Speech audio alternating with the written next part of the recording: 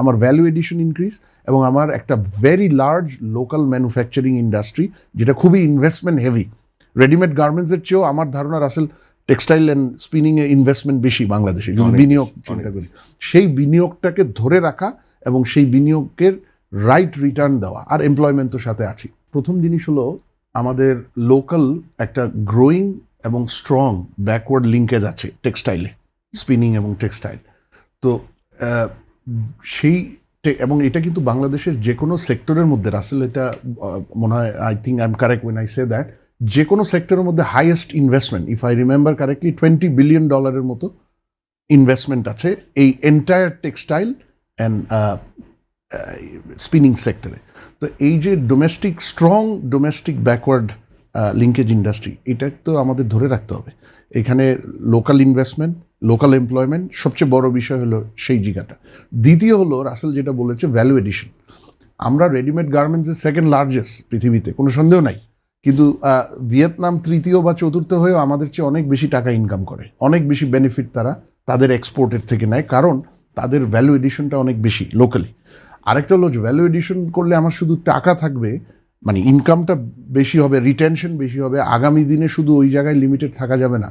আপনি এক্সপোর্ট করতে পারবেন নাকি আদৌ, বা বেনিফিটস পাবেন নাকি এক্সপোর্টের, সেটারও নির্ভর করবে অনেক কিছু, আপনার কতটুক ভ্যালু এডিশন আছে। কেন আপনি জানেন যে ইউরোপিয়ান ইউনিয়নে যখন জিএসপি শেষ হয়ে যাবে, এর পরবর্তী যে নতুন অপশনগুলো বাংলাদেশের জন্য আছে, সেখানে কিন্তু আপনার ভ্যালু এডিশন লেভেল বাড়াতে হবে রুলস অফ অরিজিনের আন্ডারে। আর আমেরিকার সাথে যে ট্রেড বা ট্যারিফ এগ্রিমেন্টটা বাংলাদেশের হয়েছে 20%, এর বাইরে আমেরিকা কিন্তু আরও একটা সুবিধা দিয়ে রেখেছে।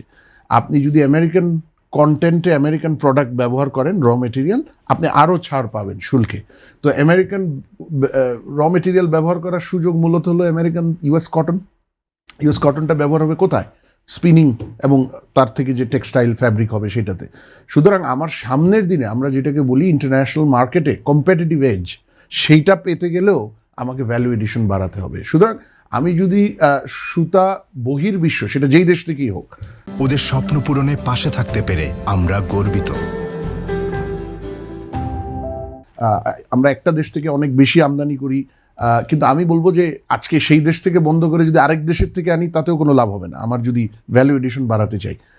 সুতরাং আমরা বহির্বিশ্ব থেকে যদি কমিয়ে এই যে আমার যে বর্ধনশীল ডোমেস্টিক আভ্যন্তরীণ টেক্সটাইল ইন্ডাস্ট্রি, তাদের সক্ষমতা আরও বাড়াই, তাতে আমার ভবিষ্যতের যে সাপ্লাই চেইন সিকিউরিটি বলে একটা জিনিস আছে, সেইটা এবং কম্পিটিটিভ অ্যাডভান্টেজ, দুইটাই আমার খুব উপকার হবে। আমি সাপ্লাই চেইন সিকিউরিটিটা কেন বললাম, আমরা আমাদের বেশিরভাগ র মেটেরিয়ালসের জন্য, এই সুতা বলি বা সুতাকে যদি ইন্টারমিডিয়েট গুডসও ধরি, আমরা আসলে চায়না আর ইন্ডিয়ার উপর নির্ভরশীল। আমাদের কেমিক্যালস প্রচুর লাগে, সেগুলো চায়না থেকে আসে।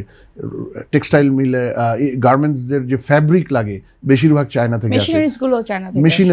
মেশিনারিজ হয়তো আমরা, এটা আবার টেকনোলজির বিষয়, খুব বেশি ইমিডিয়েটলি আমরা কিছু করতে পারবো না, কিন্তু ইন্টারমিডিয়েট গুডস যেগুলো আনি, যেমন এই যে সুতো, কেমিক্যালস বা আরও যে আপনার অ্যাক্সেসরিজ বা কম্পোনেন্টস লাগে প্রোডাকশনে, সেগুলা আপনি জানেন যে চায়নার সাথে ট্রেড করতে গেলে এখন আনফর্চুনেটলি নতুন জিওপলিটিক্যাল অর্ডার গ্লোবালি, সেখানে দেখা যাচ্ছে যে আমেরিকান বিভিন্ন মানে প্রতিকূল অবস্থার সম্মুখীন হতে হচ্ছে ভিজাভি আমেরিকান গভর্নমেন্ট বা আমাদের যে economic relationship with the US. সেজন্য চায়না থেকে আসলে সামনে আর কতদিন আমরা একই লেভেলে আনতে পারবো আমি এটা নিশ্চিত না। আর ইন্ডিয়া থেকে যেটা আসছে সেটার সেন্সিটিভিটির কথা তো রাসেল খুব চমৎকারভাবে তুলে ধরলো। তাহলে আমরা যদি আমাদের সবচেয়ে বড় দুইটা জায়গা থেকে সামনের দিনে আমাদের ইম্পোর্ট কন্টিনিউ করা রিস্কি হয়ে থাকে, তাহলে আনবো কোত্থেকে? আমার দেশের ভেতর থেকে প্রকিওর করাই তাই তো সবচেয়ে ভালো। তো সেই জায়গাতেও আমার ওই যদি আমি বহির্বিশ্ব থেকে কমিয়ে আমি লোকাল প্রোডাকশন বাড়াতে পারি, আর সেটা বাড়াতে গেলে যেই ধরনের পলিসি সাপোর্ট প্রয়োজন সেটা আমরা দিতে পারি, তাহলে আলটিমেটলি আমাদেরই মাল্টিপল সুবিধা, আমার এনার্জি সিকিউরিটি, আমার সাপ্লাই চেইন সিকিউরিটি, আমার ভ্যালু এডিশন ইনক্রিজ এবং আমার একটা very large local manufacturing industry, যেটা খুবই ইনভেস্টমেন্ট হেভি। রেডিমেড গার্মেন্টসের চেয়েও আমার ধারণা রাসেল টেক্সটাইল অ্যান্ড স্পিনিংয়ে ইনভেস্টমেন্ট বেশি বাংলাদেশে, যদি বিনিয়োগ চিন্তা করি। সেই বিনিয়োগটাকে ধরে রাখা এবং সেই বিনিয়োগের রাইট রিটার্ন দেওয়া, আর এমপ্লয়মেন্ট তো সাথে আছি।